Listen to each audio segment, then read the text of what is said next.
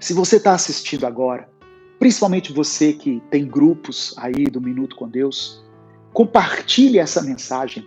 Tem uma opção aí para você compartilhar.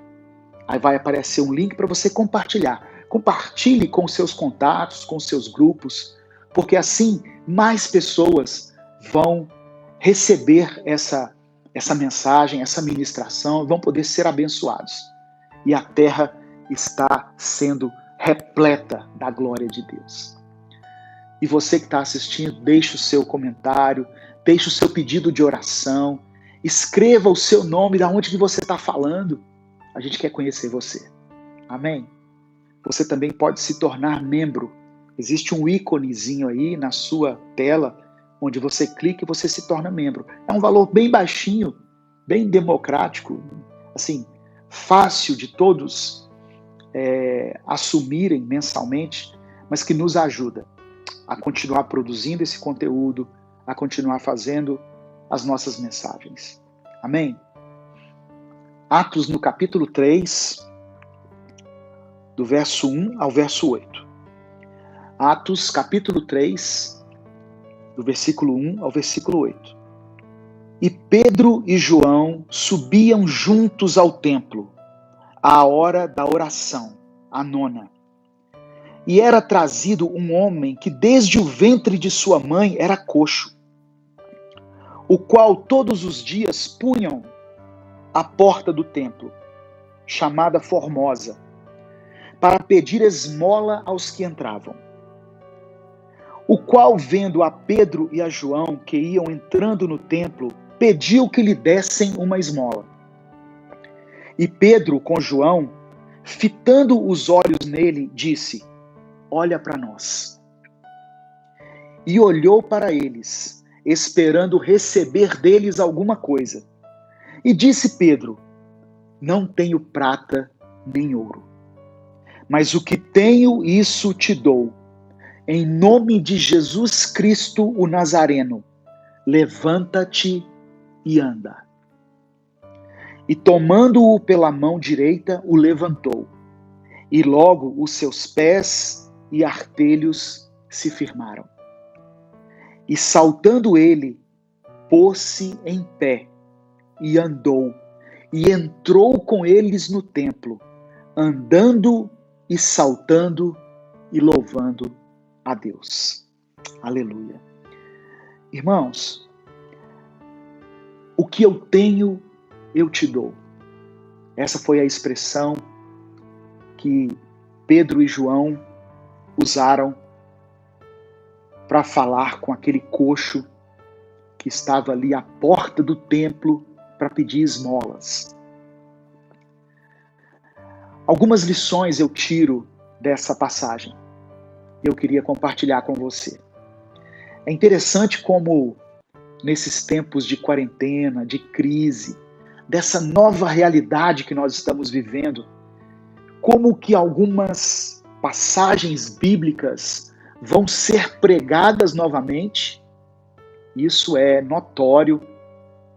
Nós vamos ter que revisitar muitas passagens bíblicas e compreender o que Deus quer falar conosco, mas agora sob uma nova ótica, sob um tempo de crise, sob um tempo de quarentena, sobre um momento de desafio que nós estamos vivendo. A primeira coisa que eu percebo aqui é sobre a importância da oração. Pedro e João tinham o costume de orar. Eles estavam ali indo ao templo para orar, às 3 horas da tarde. Por quê? Eles tinham andado com Jesus, eles tinham vivido com Jesus durante 3 anos e meio, e eles viram como a oração era importante para Jesus. Em todos os momentos, Jesus se retirava para orar, para falar com o Pai. Então, eles absorveram esse ensinamento a respeito da oração com o próprio Cristo. Eles entendiam a importância da oração. Eles não oravam de forma automática, religiosa, mas eles tinham muito mais do que um hábito. eles tinham o prazer de orar. Eles tinham o prazer de falar com Deus.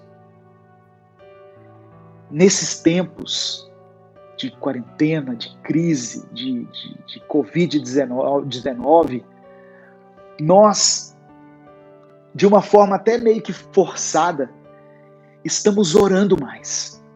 Estamos buscando mais a Deus, estamos clamando mais a Deus.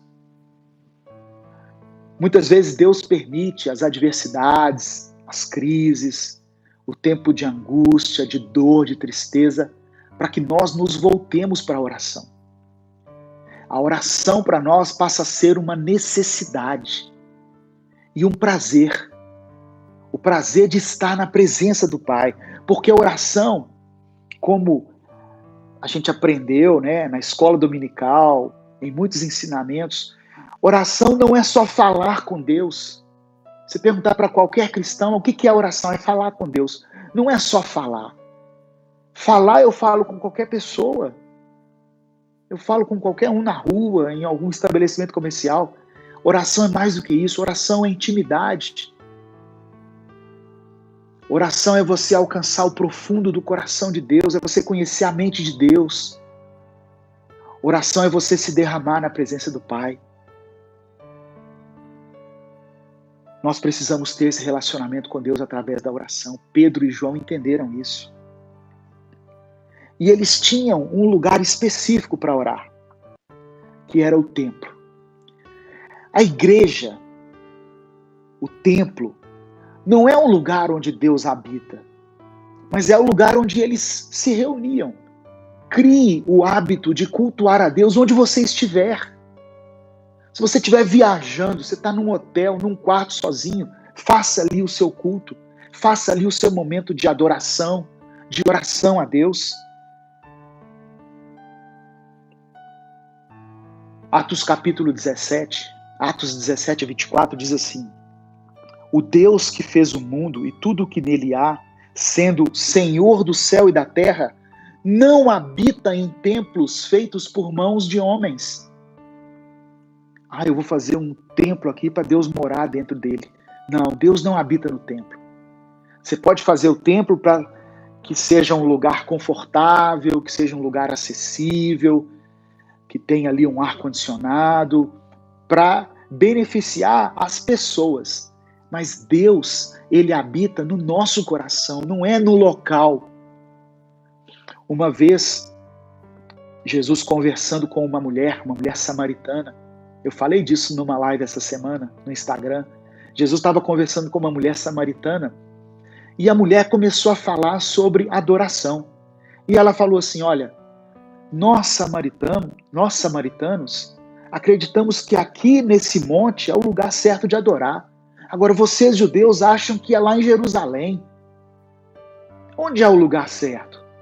Como se ela dissesse assim, qual que é a igreja certa para eu estar? Qual que é o lugar de cultuar a Deus? E Jesus disse para ela assim, olha, vai chegar um tempo, e já chegou, em que os verdadeiros adoradores adorarão o Pai em espírito e em verdade. O que Jesus estava dizendo para ela? A atitude é mais importante do que o lugar. A atitude do seu coração para Deus é mais importante do que o lugar onde você está. Então você pode estar em qualquer lugar. Você pode orar a Deus, você pode adorar a Deus. A Bíblia diz que Jonas orou de dentro de um grande peixe. De dentro de um grande peixe, ele orou a Deus. Ele não estava no templo, ele não estava no Sinai, ele estava dentro de um peixe e orou a Deus. Então a atitude é mais importante do que o lugar. Livro de Ezequiel, capítulo 36, verso 26 e 27, fala assim: eu lhes darei um coração novo e porei em vocês um espírito novo. Tirarei de vocês o coração de pedra, desobediente, e lhes darei um coração bondoso, obediente. E o verso 27 ele fala assim, olha, porei o meu espírito, eu colocarei o meu espírito dentro de vocês, e farei com que obedeçam às minhas leis e cumpram todos os mandamentos que lhes dei. O Espírito de Deus está dentro de nós, foi colocado dentro de nós. no dia em que nós entregamos a nossa vida a Cristo. E o apóstolo Paulo colocou assim, em 1 Coríntios capítulo 3, verso 16. Certamente vocês sabem que são o templo de Deus e que o Espírito de Deus vive em vocês. Paulo diz que nós somos templo de Deus. Por isso que a gente fala que nós somos a igreja. Nós somos a igreja. Nós somos o lugar de habitação de Deus. Outra coisa que eu aprendo aqui. Aquele homem, ele era levado para a igreja todos os dias. O verso 2 fala isso. Ele era levado todo dia. Mas ele nunca tinha experimentado algo sobrenatural com Deus. Ele ficava sempre ali na porta. Ele tinha uma necessidade, uma deficiência, ele dependia de pessoas, mas ele não conhecia verdadeiramente o poder de Deus. Isso aqui fala de pessoas que eles vão para a igreja, mas ele não se envolve. Pessoas que, antes da crise, eles iam para a igreja, frequentavam a igreja, mas eram meros frequentadores de igreja. Eles estavam ali, mas o coração deles não estava ali. O coração deles estava lá fora. O coração deles não estava nas coisas de Deus. Eles têm até uma aparência de que são piedosos, de que são compassivos, mas a mente deles é impura. Está em outras coisas. Está em qualquer outra coisa. No dinheiro, no sexo, no poder, na corrupção, na ganância, menos em Deus. Fala de pessoas assim. É preciso entregar o seu coração a Deus. É preciso confiar no Senhor. É preciso mergulhar de cabeça, se entregar totalmente a Ele. Tem pessoas que entregaram uma parte da sua vida a Deus, mas tem uma parte que ela não permite que Deus entre, que Deus vasculhe, que Deus modifique. Deus já falou com você. Deus já ministrou seu coração em outras mensagens. Lá na sua igreja, Deus já falou o que você precisa mudar. Mas você não muda. Você não permite que Deus provoque uma mudança no seu coração. Você continua na porta. Você não entra. E continua ali na porta, vivendo de esmolas, vivendo das migalhas. É o que o Espírito Santo mandou falar para você. Amém?